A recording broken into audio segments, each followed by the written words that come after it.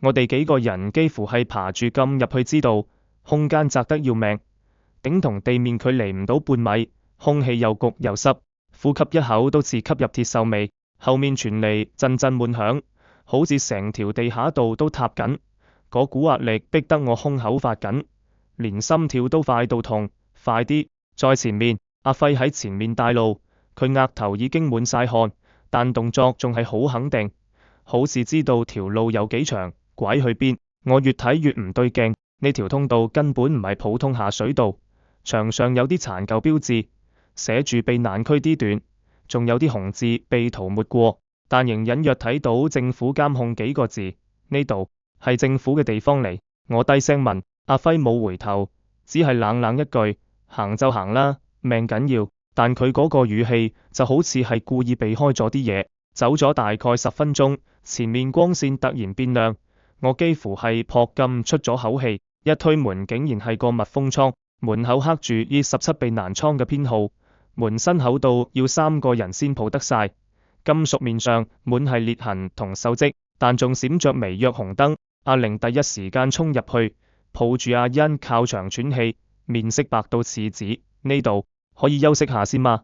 佢聲音賤，但眼神裏全係死撐。我環顧倉內地方唔大，大約2間屋咁，牆上貼滿舊急救指示，地上散落啲急救包、破裂嘅防護衣，仲有幾具乾屍。乾屍穿住嘅係舊式防化服，上面印住民防局。我腳一軟，差點踩到佢手，嗰隻手枯到似木枝，但手腕上仲掛住一條銀色名牌。我蹲低睇，名牌上寫住輝煌。我整個人僵咗幾秒，抬頭望向前面嘅阿輝，佢個背影僵硬，手一邊開緊電閘，一邊輕聲講：開燈，小心點。燈一亮，我清清楚楚見到乾屍嘅臉，竟然同佢7、8分似。我喉嚨一緊，忍唔住問：阿輝，你同佢咩關係？佢動作停頓咗一下，回頭望咗我一眼，嗰眼神冷得刺骨。我都想知。空氣凝住，只聽到電流嘶嘶響，燈光閃咗幾下，才穩定落嚟。阿玲抱緊阿欣，低聲講：唔好亂講啦，可能係巧合。但阿欣忽然抬頭，面無表情地望住嗰具屍體，輕輕講咗一句：佢唔係死咗。我背脊即刻一涼，阿欣嗰句佢唔係死咗仲響耳邊回蕩，令我成個人都僵咗。我望住嗰具乾屍，皮膚乾裂得似泥樣，但手指尖竟然微微屈咗一下。你睇，我指住佢，聲音發抖。阿玲嚇到退後幾步，差啲撞到倉門。阿輝快步走埋嚟，蹲低檢查嗰具屍體，神情冇半點慌亂，反而好冷靜，好似早就預咗會見到咁樣。冇呼吸，冇脈搏。佢語氣平淡，可能係空氣流動搞啲錯覺。佢講得太順到我反而起疑。阿輝，講真，你到底係邊個？你啲反應太冷靜啦。我盯住佢，忍唔住發火。佢沉默幾秒，突然苦笑：我唔係英雄，也唔係政府人。以前我係民防局嘅技術員。我心頭一沉。你啱啱講呢倉係政府避難區，你係咪早就知？佢抬起頭，眼神閃過一絲複雜。我以為呢度廢咗好耐。呢倉本來係研究氣候淨化計劃嘅備用實驗點，出事之後啲資料全部被封鎖。咁個屍體呢？佢同你一個姓，仲咁似。我逼問。阿輝眼神有啲空。我有個兄弟喺項目度失蹤咗，佢個代號就係E17。空氣一下變得好重，好似連呼吸都要用力。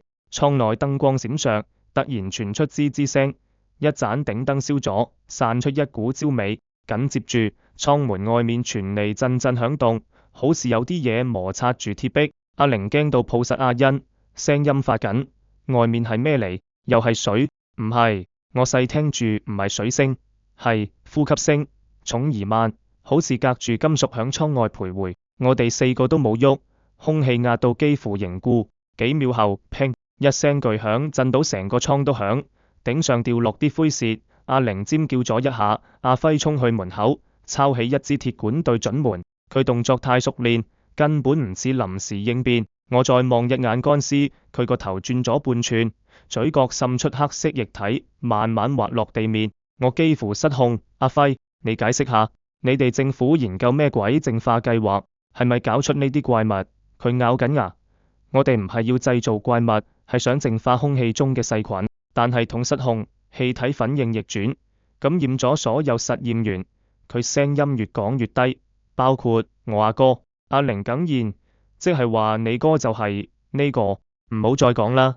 阿輝怒敲一聲，鐵管一揮，當一聲插落乾屍身側，黑水爆開，帶出陣陣腥臭。電燈又閃動幾下，艙內瞬間陷入半陰。我聽到阿欣喺媽媽懷裏輕聲數1、2、3，佢哋嚟啦！我全身雞皮疙瘩都起晒。阿欣數到3個一刻，整個避難艙嘅燈光齊齊閃滅，黑暗壓到我幾乎冇得呼吸。四周只剩下阿玲急速嘅喘氣聲同金屬牆入面滲出嘅怪異響動，咚咚咚，一下一下，好似有啲嘢用拳頭敲緊我哋個空氣。我本能想揾手電，但阿輝比我更快，佢撳咗牆邊一個暗切，應急燈啪一聲亮起，血紅色嘅光照滿艙內，啲場面瞬間變成似血池咁樣。我哋幾個人眼都花咗。阿玲抱實阿欣，聲音顫得幾乎聽唔清。我哋出唔出得去？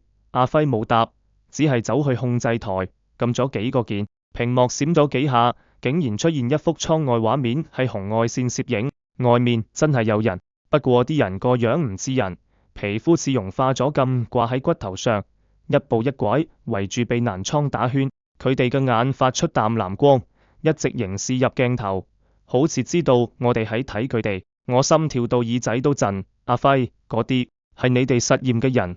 佢沉默咗好耐，最後只吐出2個字：係。阿玲開始哭。你哋做咗咩啊？阿輝咬住牙，我冇份喺核心項目，我只係負責通訊維護。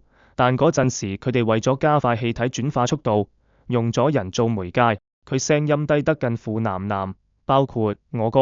我腦入面嗡一聲，一切都串埋。難怪佢一路都咁熟呢度。難怪佢帶我哋嚟避難艙，佢唔係真係想避難，佢係想再入嚟睇清楚自己以前嘅錯。